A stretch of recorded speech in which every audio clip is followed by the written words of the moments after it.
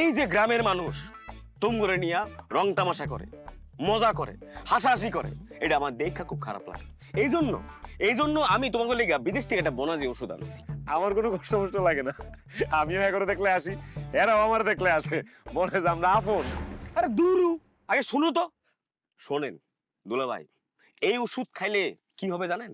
এই ওষুধ খাইলে আপনাকে বুদ্ধি হঠাৎ করে বেড়ে যাবে, আপনার রাতারাতি চালাক হয়ে যাবেন। আমারে কিন্তু একটু বেশি করে দিবেন, ডোজ বেশি দিবেন। আমি অনেক চালাক, অনেক বুদ্ধিমান হতে চাই, বুঝছেন? আর তোমার আরে বাড়াই দেওয়া লাগবো না, ইলারে যত দুধ দিবা আমার হেড ধরে দিও। তাহলে কি হলো, আমি বাড়ায় নিচ্ছি, আপনিও তো তাহলে বাড়াই নিলেন।